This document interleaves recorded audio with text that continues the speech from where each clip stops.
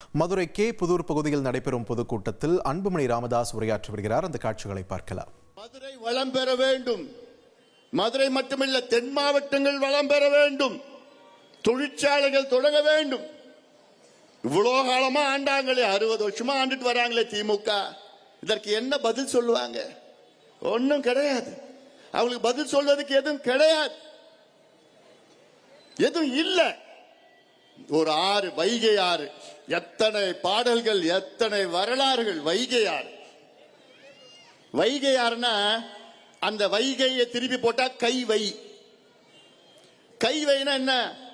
அந்த வைகாத்துல கையை வச்சா அப்படியே தண்ணி அப்படியே இருக்கும், சுவையா இருக்கும், ருசியா இருக்கும்.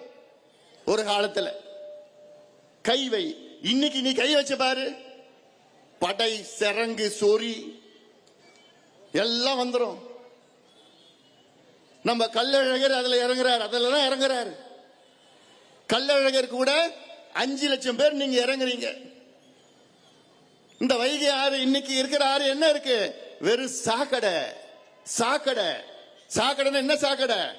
நீங்க குளிக்கிற தண்ணி சாக்கடை கிடையாது, அதை விட மோசம். அது வெளியில என்னால சொல்ல முடியல. அங்க இருக்கிற மேகமலை, வெள்ளிமலை, அங்க தொடங்குற வைகை, பெரியார் அணையிலிருந்து தேனி மாவட்டத்தில் இந்த மீதி தண்ணி வருது. இங்க கிட்டத்தட்ட 6 அணைகள் இருக்கு வைகைக்கு மேல. நம்முடைய கர்ம வீரர் காமராசர் அவர்கள் கட்டிய அணைகள் எல்லாம்.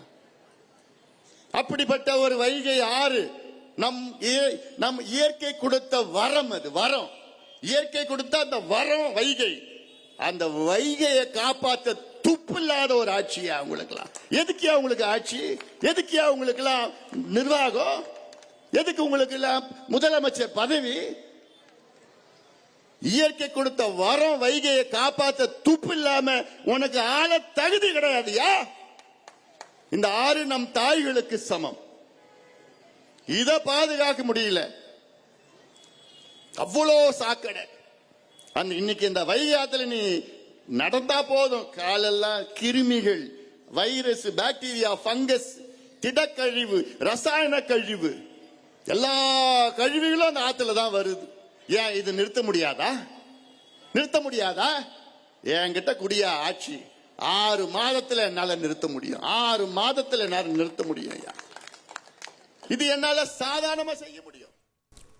மதுரை கே புதூர் பகுதியில் நடைபெறும் பொதுக்கூட்டத்தில் அன்புமணி ராமதாஸ் பேசிய காட்சிகளை நாம் பார்த்தோம்.